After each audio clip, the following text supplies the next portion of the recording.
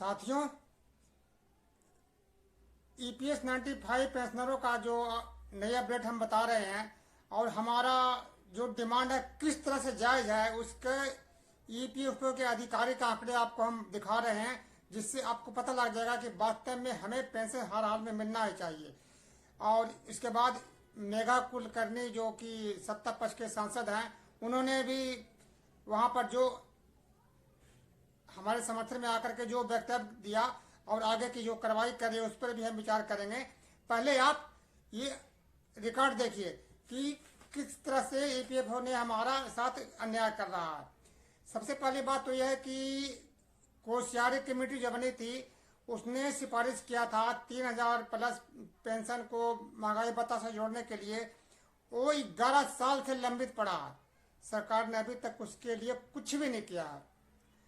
दूसरी ओर जो प्रवीण कोहली जी हैं जो मध्य प्रदेश से हैं और पेंशनरों के संगठन के बारे में वो सारा जानकारी रखते हैं, उनकी रिपोर्ट है जो उन्होंने बताया है वो आपको हम दिखा रहे हैं कि कुल देश में अभी तक जो है कि करीब 79 लाख पेंशनर हैं, जिसमें 46% माने करीब करीब आधे पेंशनर वैसे हैं जो 1000 रुपये से कम पे गुजारा कर रहे हैं, यानी कि उनको 1000 रुपये से कम मिल रहा है।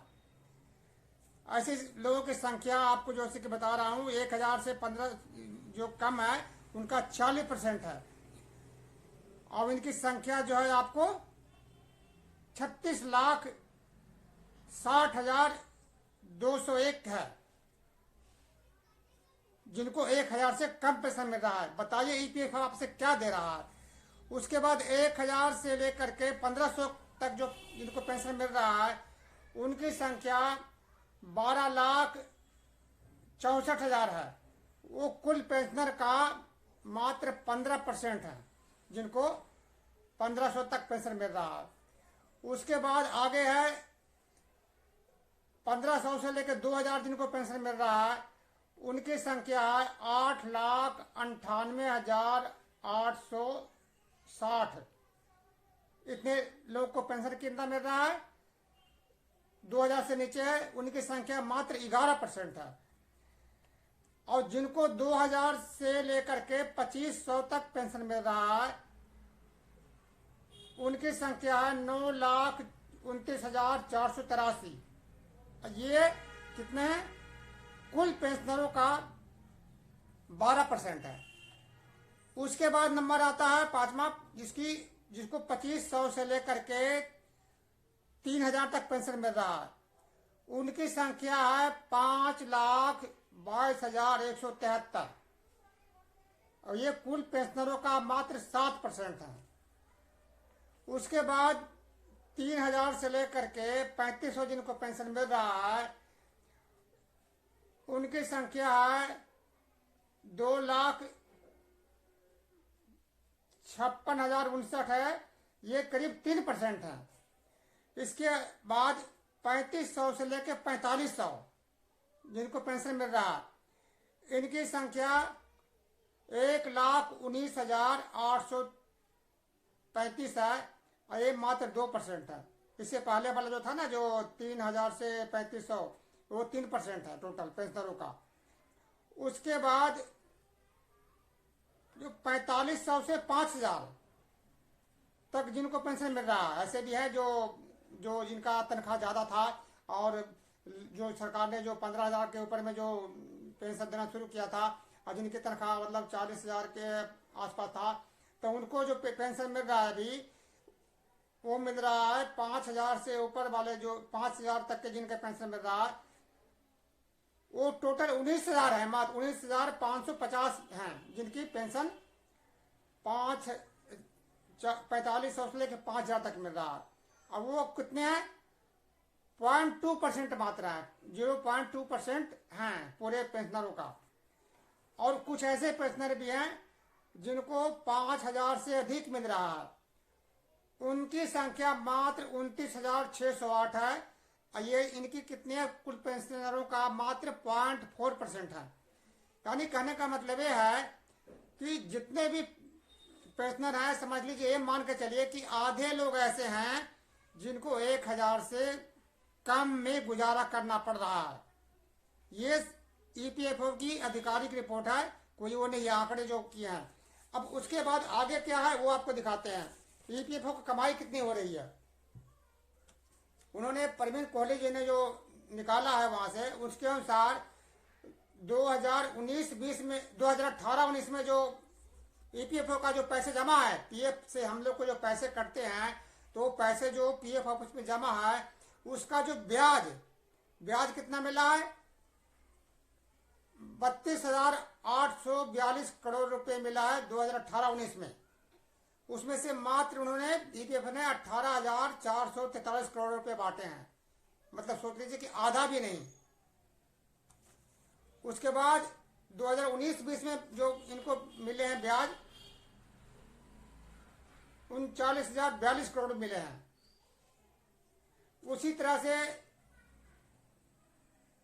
2021 में 41,472 करोड़ रुपए ब्याज कमाया है ईपीएफ ने, और बांटा कितना है, 20,378 करोड़। उसी तरह से 21-22 में ईपीएफ ने जो ब्याज कमाया है 5,613 करोड़ रुपए ब्याज कमाया है, और 50,613 करोड़ रुपए ब्याज कमाया है, और बांटा कितना है, 20,922 करोड़ रुपए। ये आंकड़ा है 2021-22 का। अब चलते हैं 2022-23 का। हर साल उनका जो कितने ब्याज बनते हैं पेंशनर के जो जमा पैसे का और कितने बढ़ते हैं, ये पूरा उसका रिकॉर्ड है। तो 2022-23 में जो इनको पीएफ ऑफिस को जो ब्याज आया है, फंड में जो पैसे जमा है उसके ब्याज जो आया है 52,170 करोड़ रुपए ब्याज आए हैं। उसमें बांटा कितना है, 21,796 करोड़ रुपए उन्होंने बांटा है। फिर 2023-24 में पिछले साल 58,668 करोड़, 2023-24 में 58,668 करोड़ रुपए ब्याज का रकम कमाया है ईपीएफ ने, इतना ब्याज आया। उसमें बांटा कितना है, 23,382 करोड़ के आसपास बांटा है। इसमें थोड़ा बहुत 1,500 करोड़ का फर्क हो सकता है, थोड़ा बहुत का, मतलब करीब एक आइडिया है कि 23,382 करोड़ के आसपास बांटा है। कहने का मतलब यह है कि जो ब्याज पीएफ ऑफिस के पास आ रहा है हमारे जमा पैसे का, जो हमने जमा किया है, उसका आधे रकम भी बांट नहीं पा रहा है। और उसके बाद भी सरकार क्या कहती है कि जब संसद सदस्य जब वहां पर आवाज उठाते हैं इसके बारे में या सरकार से मांग करते हैं, तो उनका वही रटाया बयान होता है कि वित्त मंत्री जो पीएफ है, जो सुबह वित्त पोषित योजना है, उसमें बढ़ोतरी नहीं की जा सकती। भाई बढ़ोतरी क्यों नहीं की जा सकती? हमने जो पैसे जमा किया था उसका ब्याज का आधे रकम भी हमें पेंशनरों को नहीं दिया जा रहा है। तो ऐसी स्थिति में हमारा हक तो बिल्कुल जायज है कि हमें तो पेंशन मिलना चाहिए। तो अब तो ये तो आपको आंकड़े सामने आ गए, इससे ये पता लग गया कि ईपीएफ वाले ने कितने मनमानी कर रही है। ईपीएफ क्या अपने सरकार, और सरकार कौन, हमारी जो वर्तमान सरकार है मोदी सरकार, कितनी मनमानी कर रही है, तो ये आंकड़े आपके सामने है कि ऐसा कोई भी कारण नहीं है कि हमें ईपीएफ से 7,500 रुपया का जो महीने का मिलेगा, तब भी उनको अलग से कुछ नहीं करना पड़ेगा। ये सिर्फ सरकार जानबूझ के पेंशनरों को लटका रही है। कहते हैं कि हमारे देश में जो है मातृ देवो भव पितृ देवो भव का नारा दिया जाता है, लेकिन इनके लिए कौन है मातृ देवो भव? इनके लिए अडानी अंबानी है मातृ देवो भव पितृ देवो भव, इनके सेवा वही कर रहे हैं। तो देखिए ये हमारा मांग जो है बिल्कुल जायज है और हमने आंदोलन कर लिया है, और संभव है कि देखिए सरकार अब क्या करती है। सत्ता पक्ष के जो कुलकर्णी मेगा कुलकर्णी था, उन्होंने भी आए थे यहाँ पर जंतर मंत्र पर, उन्होंने भी ये आश्वासन दिया है कि हम बात कर रहे हैं और शीघ्र होगा। उन्होंने क्या आश्वासन दिया है वो भी आप इधर सुन लीजिए, वीडियो में आपको सुनाते हैं। अलग राज्यों में से यहाँ उपस्थित हो और यहाँ आकर आपको तकलीफ हो, ये सरकार नहीं चाहती, ये कहने के लिए आई हूँ। तो आने वाले समय में जीत आपकी है और ये सरकार पूरी तरह से आपके साथ होने के लिए जितने भी प्रयास मुझे करने हैं, सबको साथ लेके हम कहेंगे आपकी जो भी बातें हैं, क्योंकि ये जो आप मांग कर रहे हैं ये आपका हक है और ये आपके खुद के पैसे हैं। तो आपने मेघा कुलकर्णी का बयान सुन ही लिया। उम्मीद है कि सरकार इस पे कार्रवाई करेगी और हमें भी उम्मीद है कि जल्दी इस पे सरकार फैसला लेगी, क्योंकि यदि फैसला नहीं लेती है तो इसका मतलब कि ये सरकार बिल्कुल इस लायक नहीं है, इनको जड़ से उखाड़ फेंकने की जरूरत है।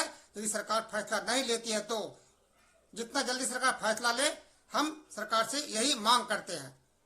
दोस्तों, जय हिंद।